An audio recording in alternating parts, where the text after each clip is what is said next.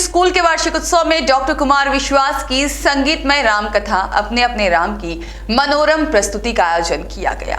स्वागत भाषण में ग्रुप के चेयरमैन पुरुषोत्तम अग्रवाल ने कहा, क्वालिटी एजुकेशन ही मेरा लक्ष्य है।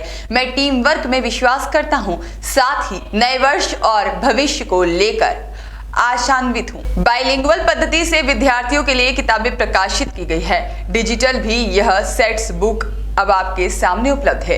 इसी तरह आगे भी नित नए प्रयोग किए जाएंगे। इस दौरान अग्रवाल पब्लिक स्कूल के मंच से इंदौर ने पहली बार कुमार विश्वास की दृष्टि से राम को देखा। वैसे तो साधु संत, धर्मगुरु, विचारक, राजनेता से लेकर आमजन तक हर किसी से श्री राम की व्याख्या सुनी है, पर एक कवि, एक सरस्वती पुत्र ने जब राम को शब्दों में रचा तो मन श्रद्धा के साथ अप्रीतम आनंद से भर गया। उन्होंने कहा, राम कौन है?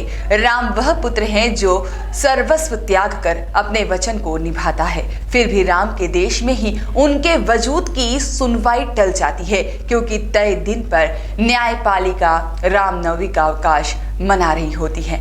हम ऐसे दौर में संवाद कर रहे हैं जहां इसकी सबसे ज्यादा आवश्यकता है। यह कथा ताली के समान है, ऐसी ताली जो कि कलयुग रूपी वृक्ष पर बैठे हुए संशय रूपी पक्षी को उड़ाने वाली है। इस कलयुग में सबसे बड़ी समस्या संशय की है। हमें व्यवस्थापकों, नेताओं, ग्राहकों पर ही नहीं, स्वयं पर भी शंका है। छोटे स्कूल जो कि विदेशी पाठ्यक्रमों से चल रहे हैं, जहां मर्यादा बताने वाला कोई पुरुषोत्तम नहीं है। पिछले 2 दशक में जो कहानियां हमारे घरों तक भेजी गई, उसमें कोई पुरुषार्थ नहीं था। हमने एकलव्य, प्रहलाद के पुरुषार्थ की कहानियां सुनी हैं और बच्चों को इनसे वंचित कर दिया। एक गलत इंजीनियर पैदा हो जाएगा तो कुछ पुल गलत बनेंगे, पर एक शिक्षक गलत बना तो पूरी पीढ़ी का नाश होगा।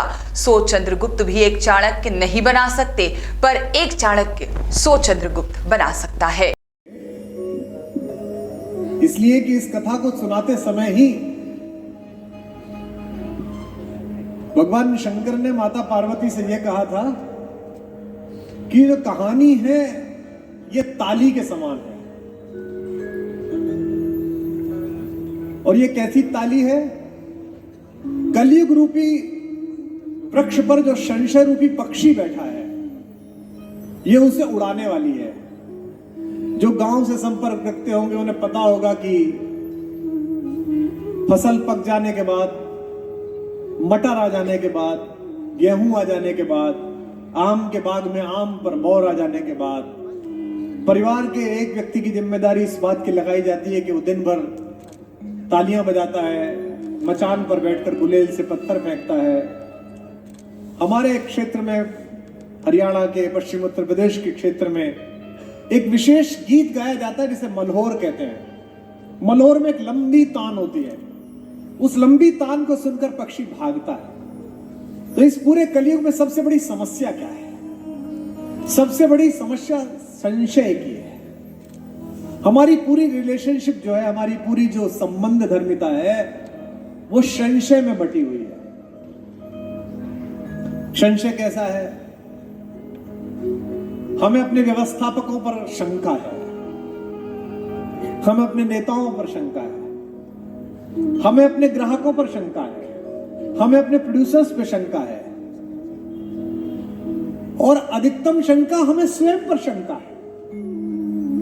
20 वर्ष की आयु में एक लड़की ने अपना सपना पूरा भी कर लिया, हीरोइन बनने का, सीरियल में काम करने का। एक सुंदर युवती का सपना होता है प्रेम करने का, वो भी पूरा कर लिया। और सारी स्वप्न धर्मिता को जीने के बाद वो स्वयं पर इतनी शंकित है कि वो अपना प्राण ले रही है, वो आत्महत्या कर रहा है। तो कुछ लोगों ने जो संकोच में ताली बजाई, उनको मैं बता दूं कि मानस के प्रारंभ में ही भगवान शंकर ने माता पार्वती से कहा कि राम की कहानी सुंदर कर तारी है, और वो क्या करती है?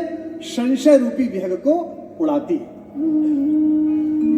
राम कथा सुंदर कर तारी, राम कथा सुंदर कर तारी, संशय विहग उड़ावन हारी।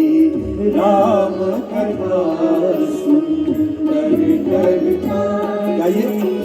संशय विहग उड़ावन। यहाँ से शुरू करते हैं। मंगल। और इस भारत की भूमि की कृपा है। माँ जननी, माँ जन्मभूमि, मैं सर्वप्रथम सबसे ऊपर रखता हूँ उसको। उस चीज़ को मानने से मुझे माँ सरस्वती, माँ लक्ष्मी, माँ अन्नपूर्णा, माँ भगवती, माँ काली, माँ दुर्गा के सबके आशीर्वाद मिलते हैं। और जब इनके आशीर्वाद मिलते हैं तो साथ में 3 देव हैं, देवों को देव महादेव, राम और अपने विष्णु भगवान के अवतार हनुमान जी। हनुमान जी का सोटा मेरे को मिल जाता है, सांवलिया सेठ से धन मिल जाता है और महाकाल से मुझे प्राण मिल जाते हैं। ये सब मैं कर पाता हूँ इसलिए कि यहाँ से मुझे प्राणवायु मिलती है।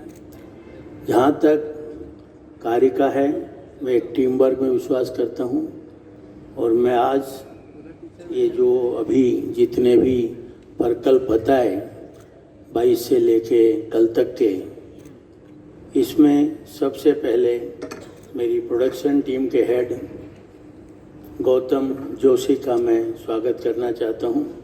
उसको मंच पे बुलाना चाहता हूँ, वो आए और अपने 2 शब्द उद्गार करें। दूसरा है गौतम जोशी, आए, आप आए। दूसरा, इसके साथ मेरी पर्दे के पीछे करीब 1000 लोगों की टीम काम करती है। मैं उन सभी शिक्षकों का तहे दिल से आभार प्रकट करता हूँ कि वो इतनी मेहनत करके एक मिशन को एक मुकाम दे रहे हैं।